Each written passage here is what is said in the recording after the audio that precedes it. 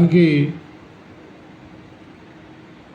వినోద్ కుమార్ ఏంటంటే retired Indian foreign service, Germany, Israel, France, అలా language consultants కూడా మనం ఇక్కడనే లాంగ్వేజ్ నేర్పించి వాళ్ళకి మొత్తం అన్నీ చేయాలన్నది.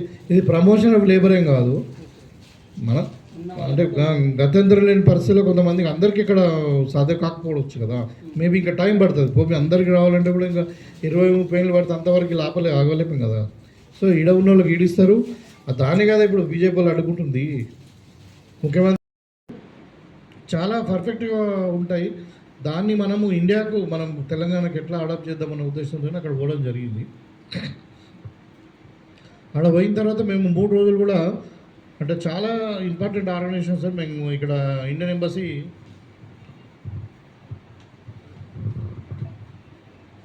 అంటే ఇండియన్ ఎంబసీతోని మనం కమ్యూనికేట్ చేసుకొని ఇక్కడ జేఏడి వాళ్ళతో కమ్యూనికేట్ చేసుకొని అక్కడ పోయినాము. పోయిన తర్వాత మాకు అక్కడ ఏ ఆర్గనైజేషన్స్ వాళ్ళు మీటింగ్స్ అరేంజ్ చేసిందంటే Philippians labour migration and CSO response అని ఒక కంపెనీ ఉంటుంది. లేబర్ మైగ్రేషన్ మీద ఒక పెద్ద ఆర్గనైజేషన్ ఉంటుంది నేషనల్ లెవెల్. తర్వాత ఫిలిపియన్ లేబర్ మైగ్రేషన్ గవర్నమెంట్ ఏంటంటే పర్మనెంట్గా వేరే దేశాలలో రెసిడెన్సీ ఉండి అక్కడ సెటిల్ అయిపోయిన వాళ్ళు. ఇక కొంతమంది ఏంటంటే మెజారిటీ పీపుల్ ఏంటంటే టెంపరీ మైగ్రేషన్, బతుకుదెర కొరకు పోయినరు, అలా కొన్ని రోజులు పని చేసుకొని వర్క్ వీసా ఉంటుంది, టెంపరీగా పోయి అలా ఉద్యోగం చేసుకొని మళ్ళీ 3 ఏళ్ళకు 5 ఏళ్ళకు 10 ఏళ్ళకు మళ్ళీ వాపస్ వచ్చేటోళ్ళు ఈ టెంపరీ ఇమిగ్రెంట్స్ ఉన్నారు. సో మన కాన్సన్ట్రేషన్ ఎక్కువ మట్టుకుందంటే ఈ మనకు గల్ఫ్ దేశాలకు పోయే వాళ్ళ మీద ఎక్కువ. మన వాళ్ళు సెమీ స్కిల్డ్ వర్కర్సే ఉన్నారు కాబట్టి లేబర్ కానీ పిల్లల్ని వదిలిపోతున్నారు, అక్కడ సంపాదిస్తున్నారు, మన ఇండియాకి డబ్బులు ఇస్తున్నారు. ఇప్పుడు మేమేమంటున్నాం, ఇంకా వాళ్ళకు కూడా ఇన్సూరెన్స్ కూడా ఇవ్వండి ఇక్కడ నుండి. ఇప్పుడు మనము అమెరికా పోతున్నాం, చదువుకోవడానికి పిల్లగాడు పోతే దానికి లోన్ ఇస్తున్నారు. సరే టర్మ్స్ కండిషన్ ఉన్నప్పటికీ లోన్ ఇస్తున్నారు, వీళ్ళకి కూడా లోన్ ఇవ్వండి. ఓన్లీ లైసెన్స్ రిజిస్ట్రేషన్ ద్వారానే పంపించమని అడుగుతున్నాము. అట్లా అంటే సజెషన్ చేస్తూ ఉన్నాం. మళ్ళీ వాళ్ళకు కూడా ఇన్సూరెన్స్ ఇవ్వండి ఇక్కడనే కంపెనీ నుండి. అట్లా ఇవన్నీ కూడా సజెషన్ చేస్తూ ఉన్నాం. సో మీకు బుక్ పబ్లిష్ అయినా కూడా సీఎం గారికి ఇచ్చినా కూడా మీడియా కూడా రిలీజ్ చేస్తాం అది. సో ఇది అంటే అందుకని అన్ని రకాల politicians, immigration experts, social economic study చేసేవాళ్ళు, ఇవన్నీ కూడా అసలు మైగ్రేషన్కి ఎందుకు పోతుండ్రు, అసలు భార్య పిల్లల్ని వదిలిపోవాల్సిన అవసరం స్టడీ ఫోకస్ చేసినాం. అయితే మేము రీసెంట్గా ఫిలిపియన్స్కి వెళ్ళినాం. మీకు తెలుసు ఫిలిపియన్స్ అనేది చాలా చిన్న కంట్రీ, అక్కడ అంటే పసిఫిక్ ఓషన్లో ఉంటుంది, మన ఇండోనేషియా పక్కకట్టు. అయితే చాలామంది మేము అక్కడ పోయిన తర్వాత కొంచెం టైం తీసుకోవచ్చు కదా. ఇప్పుడు అక్కడ పోయిన తర్వాత చాలామంది మాకు ఫోన్ చేసారు, సార్ మీరు గల్ఫ్ బాధితుల కొరకు అంటున్నారు, మరి మా ఫిలిపియన్స్ గల్ఫ్ కంట్రీ లేదు కదా, మరి అక్కడ ఎందుకు పోయారు మీరు, ఫిలిపియన్స్కు గల్ఫ్ కంట్రీస్కి ఏం సంబంధము, మరి గల్ఫ్ ఇమిగ్రెంట్స్ కొరకు మా స్టడీ చేస్తామని పోయింది, మరి గల్ఫ్కి పోయి మాట్లాడాలి కదా అని చెప్పి. అయితే దాంట్లో ఏంటంటే ఫిలిపియన్స్ అనే కంట్రీ అది అమెరికన్ రూల్డ్ కంట్రీ, ఒకప్పుడు స్పానిష్ రూల్డ్ కంట్రీ, టోటల్గా చాలా పూర్ అది. సో అక్కడ ఏంటంటే దగ్గర ఒక 11 కోట్ల మంది జనాభా ఉంటారు, కానీ దాంట్లో 2 కోట్ల మంది బయటనే ఉంటారు. అంటే వరల్డ్లో హైయెస్ట్ ఇమిగ్రేషన్ ఉన్న కంట్రీ ఏదైనా ఉంది, పరదేశాలలో బతికే ఆ దేశ పౌరులు ఉన్నారంటే అది ఫిలిపియన్స్. హైయెస్ట్ 20% ఆల్మోస్ట్, అంటే 100కి 20 మంది. సో వాళ్ళు అది కూడా ఎట్లా ఉన్నారంటే వాళ్ళు కొంతమంది అమెరికాలో ఉన్నారు, కానీ మెజారిటీ అంటే ఆల్మోస్ట్ ఒక 30 to 40% పీపుల్ ఓన్లీ గల్ఫ్లో ఉన్నారు. గల్ఫ్ అంటే mainly Saudi Arabia, Kuwait, బెహ్రాన్, Oman, ఇట్లా ఈ కంట్రీలు, తర్వాత యూఏఈ కంట్రీలు, ఈవెన్ ఇరాన్. అయితే దీనివల్ల నేను ఏమంటున్నా అంటే దాంట్లో వాళ్ళు ఒక ముఖ్యంగా 3 స్టెప్లలో వాళ్ళు జాగ్రత్తలు తీసుకున్నారు. ఏంటంటే ఫస్ట్ ఉమెన్ ఎంపవర్మెంట్, అంటే దాన్ని ఏమంటారు, మనుషులను అంటే ట్రైనింగ్ ఇచ్చి పంపడం అన్నది. ఆ ట్రైనింగ్ కొరకు వాళ్ళు ఏ డిపార్ట్మెంట్ అని కావచ్చు, నర్సింగ్ వాళ్ళకు నర్సింగ్ ట్రైనింగు, ఫిజియోథెరపీ వాళ్ళకి ఫిజియోథెరపీ, తర్వాత రేడియాలజీ ఉంటే రేడియాలజీ, హాస్పిటాలిటీ మేనేజ్మెంట్ ఉంటే హాస్పిటల్ మేనేజ్మెంట్ వాళ్ళకి ఇట్లా మొత్తం కూడా ఒక ట్రైనింగ్ ఇచ్చి వాళ్ళకి ఏంటంటే అక్రిడేషన్ సిస్టమ్ పెట్టిండు. అక్రిడేషన్ అంటే లైసెన్స్ సిస్టమ్ ఉంటుంది. మనలాగా ఇప్పుడు దొంగ ఏజెన్సీల ద్వారా పోయి అక్కడ కల్లి బిల్లు అయిపోయి జాబ్ ఒక దగ్గర పైసలు తీసుకున్నాను మీడియేటర్ ఉంటాడు ఇక. ఈ నేషనల్ ఏజెన్సీ వాళ్ళే government of external affairs minister of external affairs minister వాళ్ళు ఫిలిపీన్స్ వాళ్ళే దీన్ని ఆర్గనైజ్ ఇచ్చి ఏం చేస్తారంటే ఒక ఏజెన్సీస్ రిజిస్టర్డ్ ఏజెన్సీస్ ఫిక్స్ చేసింది. ఆ రిజిస్టర్డ్ ఏజెన్సీస్ ద్వారానే వీళ్ళు జాబ్స్ తీసుకోవాలా బయట. సో గవర్నమెంట్ అండర్స్టాండింగ్ ఉంటుంది, గవర్నమెంట్ ప్రైవేట్ అండర్స్టాండింగ్ ఉంటుంది వేరే దేశంలో. సో ఈ రెండు అండర్స్టాండింగ్లలో ఏంటంటే అక్రిడేషన్ ఉన్న దాంట్లోనే మనం పోయి చేసుకోవాలి. అయితే ఫస్ట్ ఇక్కడ అందరు కూడా ట్రైనింగ్ ఇవ్వాలి. ట్రైనింగ్ ఇచ్చి హ్యూమన్ ఎంపవర్మెంట్ చేసిన తర్వాతనే మనము శాలరీ మీద బార్గెన్ చేయొచ్చు అనేది వాళ్ళ కాన్సెప్ట్. సో చేసిన తర్వాత అక్కడ కూడా ఏంటంటే ఒక అగ్రిమెంట్ చేసుకోవాలి ఏది కంపెనీతో. అగ్రిమెంట్లో కూడా ఎంత జాగ్రత్తగా ఉందంటే అంటే వాళ్ళు ఎన్ని రోజులు జాబ్ ఇస్తారు, ఈ జాబ్ అనే రోల్ ఏంది, ఆ కంపెనీ పేరేంది, తర్వాత ఆ కంపెనీ ఎన్ని రోజులు ఉద్యోగం ఇస్తుంది, శాలరీ ఎంత ఇస్తుంది, ఆ శాలరీ కూడా లోకల్గా ఉన్న వాళ్ళకంటే తక్కువ ఇవ్వకూడదు.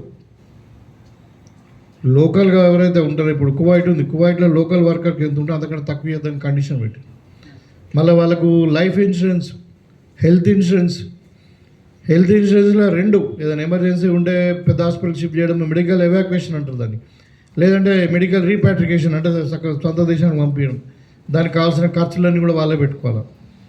ఇట్లా హెల్త్ ఇన్సూరెన్స్, మెడికల్ ఇన్సూరెన్స్, తర్వాత ఈవెన్ ట్రాన్స్పోర్ట్ కూడా మనకు ఫ్లైట్ ట్రాన్స్పోర్ట్ కానీ ఇవన్నీ కూడా వాళ్ళే కంపెనీ వాళ్ళు పెట్టుకోవాలి. ఆ విధంగా ఒక అగ్రిమెంట్ చేసుకుంటున్నారు. చేసుకునే వాళ్ళకి గ్యారంటీ ఉంటుంది అన్నట్టు. గ్యారంటీ ఏముంటుందంటే నా ఏ కంపెనీలో పని చేస్తున్నా నాకు ఎంత సాలరీ వస్తుంది, నా సెక్యూరిటీ ఏమో ఇన్సూరెన్స్తో పాటు ట్రాన్స్పోర్ట్తో పాటు అన్నీ వాళ్ళే ఇస్తారు. అది అగ్రిమెంట్ అవుతుంది గవర్నమెంట్కు ప్రైవేట్ సెక్టర్కు ఈ అక్రిడేషన్ ద్వారా. అయిన తర్వాత ఆడ కూడా ఏం చేశారంటే వాళ్ళు పోయిన తర్వాత కూడా అక్కడ ఏం చేసారు, ప్రతి ఎంబసీలో ఒక వాళ్ళ సెల్ పెట్టిండు, ప్రతి కంట్రీలో వాళ్ళకు ఒక ఆఫీస్ పెట్టిండు అన్నట్టు ఎన్ఆర్ఐస్. ఆ ఆఫీస్ ఏం చేస్తుందంటే అక్కడ ఉన్న లోకల్ వాళ్ళు ఏదైనా ప్రాబ్లం ఉంటే వాళ్ళని అప్రోచ్ చేస్తే వాళ్ళ ఎంబసీ ద్వారా గవర్నమెంట్ అప్రోచ్ అవుతారు, ఫిలిపియన్ గవర్నమెంట్ అప్రోచ్ అవుతారు. డెస్టినేషన్ కంట్రీ అంటే ఇదేమో డోనర్ కంట్రీ అంటే లివింగ్ కంట్రీ, అదేమో డెస్టినేషన్ కంట్రీలో కూడా వాళ్ళతో ఇంటరాక్ట్ కావడానికి ఒక లైసెన్సింగ్ కొరకు ఒక ఆఫీసెస్ పెట్టారు ప్రతి దగ్గర. డిమాండ్ మన నిజామాబాద్కి మంత్రి పదవి వాళ్ళైతే నేను కూడా డిమాండ్ చెప్తున్నాను కాదు, ఇట్లా గవర్నమెంట్లో మన పాత్ర ఇంకా పెరగాలి. ఇప్పుడు మాకు పార్టీలో ప్రాతినిధ్యం ఉంది, మన జిల్లా నుండే మా ఏది పిసిసి అధ్యక్షుడు ఉన్నాడు, కానీ ప్రభుత్వంలో ప్రాతినిధ్యం కావాలి కదా. మేము అడుగుతున్నాం. ఇప్పుడు ఒకప్పుడు నిజామాబాద్ జిల్లా అంటే కామారెడ్డి, నిజామాబాద్ పాత జిల్లాలు పెట్టుకోండి మీరు, కొత్త జిల్లా కాకుండా పాత జిల్లాలలో కాంగ్రెస్ పార్టీ అధికారంలో ఉన్నప్పుడు డి శ్రీనివాస్ గారు మంత్రిగా ఉండే, షబీర్ అలీ గారు మంత్రిగా ఉండే, సంతోష్ రెడ్డి గారు మంత్రిగా ఉండే, సురేష్ రెడ్డి గారు స్పీకర్గా ఉండే. మరి ఒక జిల్లాకు 3 మంత్రులు, ఒక స్పీకర్ పోస్ట్ ఉన్నటువంటి అంత ప్రాధాన్యత ఉన్నటువంటి జిల్లా ఇవాళ మాకు మంత్రి పదవి ఇస్తే మాకు ఇంకా మంచిగా ప్రభుత్వంలో మా సేవ పెరుగుతుంది, మాకు ఇంకా అధికారంలో భాగస్వామ్యం పెరుగుతుంది, మా జిల్లా అభివృద్ధి చెందుతుందని నేను అనుకుంటున్నాను.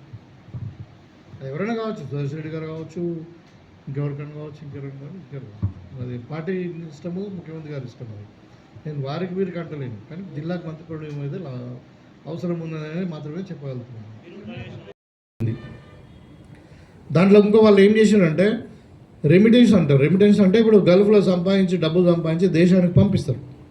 ఇప్పుడు మన దగ్గర మేము చూసాం, మన ఇండియాలోనే $140 బిలియన్ వస్తున్నాయి. అందులో ఎక్కువ మంది గల్ఫ్ కంట్రీల నుండి వస్తుంది. అయితే వాళ్ళు వేసిన రిమిటెన్స్ అంటే వాళ్ళు ఫారిన్ కరెన్సీలో వేస్తారు, మనకు ఫారిన్ మనీ వస్తుంది, మన దేశానికి లాభం కాదు వాళ్ళు వచ్చి దాంట్లోకి వెళ్ళి 10% వాళ్ళు వెల్ఫేర్కి పెడుతున్నారు. రిమిటెన్స్లోకి వెళ్ళి మన 10% వాళ్ళకు పెడుతుండ్రు. వాళ్ళు ఇక్కడికి వచ్చినాక వాళ్ళకి రిహాబిలిటేషన్ చేయడానికి, వాళ్ళ ఫ్యామిలీని కాపాడుకోవడానికి. అంటే ఇవన్నీ 3 అంచెల విధానం ఉంది అక్కడ. సిస్టమేటిక్ అన్నిటికీ చట్టాలు ఉన్నాయి. అవసరం ఉంటే వాళ్ళు అక్కడ పోయి లాయర్ని పెట్టి కొట్లాడే పరిస్థితి ఉంది, బార్గెన్ చేస్తూ ఉన్నారు. అందుకని ఇప్పుడు మనకంటే వాళ్ళకి డబుల్ రేట్స్ వస్తున్నాయి శాలరీస్. ఫిలిపియన్స్కి డబుల్ రేట్స్ వస్తున్నాయి అన్ని ఫీల్డ్లలో. ఎందుకంటే వాళ్ళు well skilled and well organised, bargain చేసి మాట్లాడుకొని అగ్రిమెంట్ చేసుకొని పనిచేస్తున్నారు. ఆ సిస్టమ్ మన దగ్గర తీసుకురావాలన్నది మాది. ఇప్పుడు అది సర్వే ఇదంతా అయిన తర్వాత కూడా మన ఇండియాలో ఇవాళ మనకు స్పెషల్గా తెలంగాణలో రేవంత్ రెడ్డి గారి ఆలోచన ఏంటంటే ఇక్కడనే మనం ఎంపవర్మెంట్ చేయాలి. దాంట్లో భాగంగానే ఇప్పుడు స్కిల్ డెవలప్మెంట్ కొరకు మనము టామ్కామ్ అని ఒకటి ఉంది ఆర్గనైజేషన్, నాకు ఉంది నేషనల్ కన్స్ట్రక్షన్ ఏజెన్సీ అని. అట్లా నేషనల్ అకాడమీ ఫర్ కన్స్ట్రక్షన్ నాకుది. అట్లా ఈవెన్ మనం ఇప్పుడు ఏటీసీలు పెట్టినాం. మనం ఏటీసీలు అంటే అడ్వాన్స్ టెక్నాలజీ సెంటర్స్. ఇప్పుడు పాలిటెక్నిక్లు కానీ ఐటీఐలు అన్ని కన్వర్ట్ చేసి మనము పబ్లిక్ ప్రైవేట్ పార్ట్నర్షిప్లో ఇది ఏటీసీలు ఏమో టాటాతో కన్సల్టేషన్ పెట్టుకున్నాం మొత్తం. అది స్కిల్ యూనివర్సిటీ ఏమో మహేంద్ర వాళ్ళతో. అంటే అది మహేంద్ర కాదు, అన్ని కంపెనీలతో ఉంటుంది. జీరో ఇన్వెస్ట్మెంట్తో మనము వాళ్ళ ప్రైవేట్ పబ్లిక్ పార్ట్నర్షిప్ల కింద 100% ప్లేస్మెంట్ ఓరియంటేషన్ కోర్సులు మనం పెడుతున్నాం. ఇక్కడ పెట్టి వాళ్ళకు ఏం చేస్తున్నాం అంటే ఇప్పుడు మన ఏజెన్సీకి కూడా ఎవరిగా లైసెన్స్ టెంపరీ మైగ్రెంట్స్ ఎట్లుంటారు, ఎవరు పర్మనెంట్ ఉంటారు. అక్కడ ఉద్యోగం మంచిగా ఉంటే 10 ఏళ్ళు ఉంటారు, లేకుంటే 20 ఏళ్ళు ఉంటారు, లేకుంటే ఒక్కొక్కరేమో 2-3 ఏళ్ళనే వాపసు వస్తారు, లేకుంటే ఏదో అనారోగ్యంతో మళ్ళీ వాపసు రావచ్చు, ఏదని రావు. వచ్చిన వాళ్ళు కూడా దాన్ని ఏమంటారంటే రీఇంటిగ్రేషన్ అంటారు. అది 3వ ఫేజ్. మొదలు ఎట్లా పోవాలా, ఏ విధంగా నువ్వు ట్రైనింగ్ ఇవ్వాలా వాళ్ళకు అని చెప్పిన తర్వాత ఆడ కూడా పోయినాక ఎట్లా ఉండాలా, వాళ్ళకి సపోర్ట్, మన లీగల్ సపోర్ట్ ఉంది, వాళ్ళకు ఆర్గనైజేషన్స్ ఉన్నాయి. అవసరం ఉంటే కంపెనీతో వాడు నెగోషియేట్ చేస్తాడు. ఇప్పుడు ఎగ్జాంపుల్ మన ఫీఫా ఫుట్బాల్ది మనకు అది ఏ కంట్రీ, అది దోహా అంటే ఖతార్లో అయింది. ఫీఫా అంటే చాలా పెద్ద ఆర్గనైజేషన్, అది వరల్డ్ లెవెల్ ఫుట్బాల్ పెద్ద వందల కోట్ల మిలియన్ల రూపీస్ అది ఖర్చు. దానికి వాళ్ళు కొన్ని స్టేడియంలు అవి కట్టిరు, అంటే ఇన్ఫ్రాస్ట్రక్చర్ కట్టిన తర్వాత ఏమైంది, అక్కడ లేబర్ షార్టేజ్ వస్తే వీళ్ళతో విపరీతంగా పని చేయించింది. ఎవరితో, ఫిలిపియన్స్ వీళ్ళంతా మైగ్రేట్స్తో. అక్కడ అలా ఒక అసోసియేషన్ ఉన్న వాళ్ళు కొట్లాడింది, మేము ఇంత పని చేయించుకుంటున్నాం, మాకు ఎక్స్ట్రా పని ఇవ్వాలని. వాళ్ళు ఇవ్వమన్నారు. వీళ్ళు స్ట్రైక్ చేసే పరిస్థితికి వచ్చింది. సౌదీ కంట్రీలలో కూడా, గల్ఫ్ కంట్రీలలో కూడా అక్కడ ఏంటంటే ఇవన్నీ రాజుల కంట్రీలు అవి, అంటే డెమోక్రసీ కాదు, అక్కడ ప్రొటెస్ట్ చేయడం రాదు. కానీ ఆర్గనైజేషన్స్ వాళ్ళకు కొట్లాడి వాళ్ళకి ఎక్కువ రేట్లు ఇప్పించారు, పర్ అవర్ రేట్ కట్టించారు. వాళ్ళకి మేము పని చేస్తాం, ఎక్స్ట్రా పని చేస్తాం, మీకు కావాలంటే మీ దేశం కొరకు, కానీ మాకు ఎక్కువ పేమెంట్ ఇవ్వమని చెప్పి కొట్లాడే పరిస్థితిలో వాళ్ళు ఉన్నారు. వాళ్ళ రేటు వాళ్ళే ఫిక్స్ చేసుకుంటారు. వాళ్ళకి అన్యాయం జరగకుండా ఈ కోర్స్ అంటే ఒక వ్యక్తి పోవాలనుకుంటున్నాడు, మైగ్రేషన్ కావాలంటే ఆయనకు ఒక ట్రైనింగ్ పెట్టిండు. అక్కడ పోతే ఏమేమి ప్రాబ్లమ్స్ వస్తాయి నీకు, నువ్వు ఎందుకు పోవాలనుకుంటున్నావు, మరి నువ్వు ఫ్యామిలీతో పోతున్నావా, భార్య పిల్లల్ని ఇక్కడ వదిలిపోతున్నావా. సో ఇదంతా కూడా మొత్తం ఆ కంట్రీకి సంబంధించిన చట్టాలు, ఒక్కొక్క చట్టానికి అది కంట్రీ బేస్డ్ అనమాట. ఇప్పుడు అమెరికాలో ఒక చట్టం ఉంటుంది, దుబాయ్లో ఒక చట్టం ఉంటుంది, సౌదీ అరేబియాలో ఒక చట్టం ఉంటుంది, ఇంగ్లాండ్లో ఒక చట్టం ఉంటుంది, జర్మనీలో ఒక చట్టం ఉంటుంది, జపాన్లో ఒక చట్టం. ఆ కంట్రీ బేస్డ్ చట్టాలను వాళ్ళను మనం అక్కడ పోతే ఇట్లా బిహేవ్ కావాలా, వీళ్ళ ఇట్లా కార్మిక చట్టాలు కానీ దేశం రాజధాని చట్టాలు ఇట్లా ఉంటాయని వాళ్ళు ప్రీ మైగ్రేషన్ ఓరియంటేషన్ కోర్సెస్ పెడుతున్నారు. పెట్టిన తర్వాత అన్నీ అయినాక అక్రిడేషన్ ద్వారా వీసా వచ్చి అన్నీ వచ్చి ఇక్కడ ప్లేస్మెంట్ వచ్చిన తర్వాత కూడా పోయేటప్పుడు ఏమంటారు డిపార్చర్ ఒక కౌన్సిలింగ్ పెడుతుంది. ప్రీ డిపార్చర్ అంటారు దాని వర్డింగ్. ప్రీ డిపార్చర్ అంటే ఫ్లైట్ ఎక్కకన్నా ముందు. దాంట్లో ఇవన్నీ చూస్తారు వాళ్ళకు, అది కంపల్సరీ అన్నట్టు. దాంట్లో ఏంటంటే ఈ ప్రీ మైగ్రేషన్ కోర్స్ ఉండాలి, వాళ్ళకి క్వాలిఫైడ్ సర్టిఫికేట్ ఉండాలి, కంపెనీతో అగ్రిమెంట్ ఉండాలి, ఆ అగ్రిమెంట్లో ఇవన్నీ ఇన్సూరెన్స్తో పాటు అన్నీ ఉండాలి. అన్నీ ఉంటేనే వాళ్ళు ప్రీ ఏమంటారు డిపార్చర్ కోర్సెస్ ఇస్తారు. ఇచ్చేసి అక్కడ పోయినాక ఎట్లా ఉండాలి, ఏ బిహేవ్ కావాలా, ఈవెన్ ఏ స్థాయిలో పోతుందంటే వాళ్ళు చాలామంది అక్కడ ఏమున్నారంటే ఇప్పుడు ఓల్డ్ ఏజ్ వాళ్ళని చూసుకునే వాళ్ళు ఇంట్లో హౌస్ హోల్డ్స్ కూడా ఉంటారు, లేకుంటే ఇంట్లో పని చేసి వంట చేసి ఇల్లు సాఫ్ చేసే హౌస్ కీపింగ్ వాళ్ళు ఉంటారు. వాళ్ళకు కూడా అక్కడ గల్ఫ్లో ఎట్లా ఉంటారు, వాళ్ళ పద్ధతులు ఏంటి, మన కిచెన్లో ఎట్లా ఉండాలా, పెద్ద మనుషులు ఉంటే వాళ్ళకి ఏ టైంలో అన్నం పెట్టాలా, ఎట్లా వాళ్ళను నర్సింగ్ కేర్ ఇవ్వాలి, అన్నీ కూడా ట్రైనింగ్ ఇచ్చి పంపిస్తున్నారు. అంటే దీన్ని ప్రిపరేషన్ అంటారు. అది ఇక్కడ మన దగ్గర లేదు. అక్కడ పోయినాక వాళ్ళు మళ్ళీ అక్కడ అదే నేను చెప్తున్నా, ప్రతి దీంట్లో ఏది ఎంబసీ దాంట్లో ఒక సెల్ పెట్టి వాళ్ళకు ఒక లీగల్ అడ్వైజర్, మళ్ళీ ఏదైనా ప్రాబ్లం వచ్చిందంటే ఇవన్నీ కూడా చేసి తర్వాత ఒకవేళ ఏదైనా ప్రాబ్లం వస్తే వాపస్ సిస్టమ్ అది తీసుకొస్తున్నాం మనం. అయితే ఆ విధంగా లైసెన్స్డ్ ఏజెన్సీ ద్వారానే ముందే కంపెనీతో మాట్లాడుకొని అగ్రిమెంట్ చేసుకొని పంపించి వాళ్ళకు కూడా మనము అంటే ఈ ఫిలిపియన్ మోడల్ మనం ఇంప్లీట్ చేయాలి ఇక్కడ మన తెలంగాణలో అన్నది మెయిన్ ఉద్దేశము. అయితే దాని కొరకే మేము స్టడీ కొరకు చాలా బాగుంది అది. వాళ్ళు ఇమిగ్రెంట్స్ చాలా బాగుంది. మన దగ్గర దాంట్లో భాగంగానే ఎన్ఆర్ఐని ఆదుకోవాలన్న దాంట్లోనే మనం ఇప్పుడు మా కమిటీ వేసిన తర్వాత కూడా ఒక 2-3 స్టెప్స్ తీసుకున్నాం. ఏంటంటే ఒకటి ప్రవాసీ భారతికి సంబంధించిన దాన్ని ఏమంటారు ప్రజావాణి. ఇప్పుడు మనం ప్రజాభవన్లో వారానికి 2 రోజులు పెట్టారు. ఏది మంగళవారం అండ్ శుక్రవారం నాడు. దాంట్లో ఏంటంటే గల్ఫ్ కంట్రీలు కానీ ప్రవాసీ భారతీయులు ఎవరైనా ఉండని వాళ్ళకున్న సమస్యలు ఏదైనా ఉంటే అక్కడ వచ్చి చెప్పుకోవచ్చు. దాంట్లో అన్ని డిపార్ట్మెంట్కి సంబంధించిన అధికారులు ఉంటారు. దానికి చిన్నారెడ్డి గారు ఇన్ఛార్జ్ ఉన్నారు. సో అక్కడ ఒక డిఎస్పీ లెవెల్ అధికారి ఉంటాడు, ఒక ఐఏఎస్ ఆఫీసర్ ఇన్ఛార్జ్గా ఉంటాడు. సో వాళ్ళు ఏదంటే దాన్ని ఏ డిపార్ట్మెంట్ అయినా ప్రాబ్లం కావచ్చు, అది అంటే పోలీస్ డిపార్ట్మెంట్ కావచ్చు, ఇంకా అంటే ఏ డిపార్ట్మెంట్ ఉన్నా కానీ వాళ్ళు హెల్ప్ చేయడానికి ప్రవాసీ భారతి కొరకు వాళ్ళకు 2 రోజులు మనం పెట్టినాం. అది కాకుండా ఏం చేసామంటే ఇప్పుడు ఎవరైతే గల్ఫ్లో చనిపోతారో వాళ్ళ డెడ్ బాడీస్ తీసుకురావడానికి మనము ఎన్ఆర్ఎస్ఎల్లో ఒక లైజనింగ్ పెట్టినాం. వీళ్ళు డైరెక్ట్ మనం ఇప్పుడు వాళ్ళ వర్క్ చేసే పాస్పోర్ట్, తర్వాత వర్క్ ఎక్కడ చేస్తారో, ఎక్కడ చనిపోయాడు, ఇక్కడ వర్క్ చేస్తుండ ఆయన అన్నది వర్కింగ్ ఉంటుంది కదా, ఇది అగ్రిమెంట్ అనకుండా కంపెనీ పర్మిషన్ది, అది ఇవన్నీ డీటెయిల్స్ పెట్టి మనం ఇక్కడ ఎన్ఆర్ఎస్ఎల్ ద్వారా మనం కన్సర్న్ ఎంబసీకి రాసి మనం డెడ్ బాడీలను మనం తెప్పిస్తున్నాం. ఎవరైనా చనిపోతాయి తెప్పించి మన ఎయిర్పోర్ట్ నుండి మనం ఇక్కడ ఫ్రీ ఆఫ్ కాస్ట్ ట్రాన్స్పోర్ట్ ఇస్తున్నాం. మళ్ళీ వాళ్ళకు కూడా గల్ఫ్లో చనిపోయిన వాళ్ళందరూ కూడా కుటుంబానికి 5 లక్షల చొప్పున ఎక్స్పీరియన్స్ కూడా ఇస్తున్నాం. అది ఆల్రెడీ నడుస్తుంది. సో ఇంకా ఈ మన ఫిలిపియన్ పాలసీని ఏ విధంగా మనము మన తెలంగాణలో అడాప్ట్ చేయాలన్న దాని మీద ఈ 3 అంశాలలో డీటెయిల్గా స్టడీ చేసినాం. దానికి అంతా నోట్స్ రాస్తున్నారు, వాళ్ళకు ప్రిపేర్ చేస్తున్నారు. నాకు తెలిసి ఒక 2 వారాలలోనే సీఎం గారికి అందజేస్తాం. అది సీఎం గారు ఏమన్నారంటే మీరు రిపోర్ట్ ఇచ్చిన తర్వాత మన అసెంబ్లీలో దాన్ని అవసరం ఉంటే చర్చ పెట్టి ఇంకా సలహాలు సూచనలు కూడా చాలామంది ఆపోజిషన్ నుండి వాళ్ళు కూడా వస్తారు. దాని మీద చర్చ పెట్టిన తర్వాత మనం ఒక సమగ్రమైన చట్టాన్ని తెద్దామన్నది. ఇక్కడ ఉద్దేశం ఏంటంటే నైపుణ్యాన్ని డెవలప్ చేసేసి వాళ్ళకు ఉద్యోగాన్ని కల్పించడం. అంటే ఇక్కడ సాధ్యం కాకుండా అక్కడన్నా దొరుకుతాయి కదా. ఎందుకంటే ఇప్పుడు మనకి ఇండియా ఏంటంటే స్పెషల్లీ యంగ్ ఇండియా. ఇది ముఖ్యమంత్రి గారి ఆలోచన ఏంటంటే ఒక Gulf and other immigrants welfare board అని పెడుతున్నారు. అదర్స్ ఎవరు అంటే ఇప్పుడు జర్మనీ, జపాన్, కొరియా, మన ఇజ్రాయెల్. ఇప్పుడు ఇజ్రాయెల్ చాలామంది పోతారు, ఈవెన్ ఫ్రాన్స్. వాళ్ళకి కావాల్సిన లాంగ్వేజ్ కొరకు కూడా ఇప్పుడు ఒక సబ్జెక్ట్ పెట్టిరు. అంటే లాంగ్వేజ్ కొరకు వాళ్ళకి కావాలంటే 3 నెలలకు 6 నెలలకు ఒక డిఫరెంట్ లెవెల్స్ ఉంటాయి. లాంగ్వేజ్లో కూడా లెవెల్ 1, లెవెల్ 2, లెవెల్ 3 అని ఉంటుంది ఇట్లా.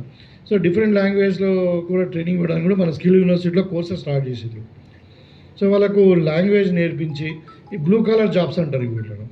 ఈవెన్ గల్ఫే కాకుండా ఓవరాల్గా యంగ్ ఇండియా, మనకేమో అక్కడ పబ్లిక్లో ఏజ్ ఎక్కువ ఉన్నది, యంగ్ పీపుల్ లేరు. ఇక్కడ మన యంగ్ పీపుల్ ఎక్కువ ఉన్నారు. సో వాళ్ళకు కూడా ట్రైనింగ్ ఇచ్చి మనం లాంగ్వేజ్ కూడా ట్రైనింగ్ ఇచ్చి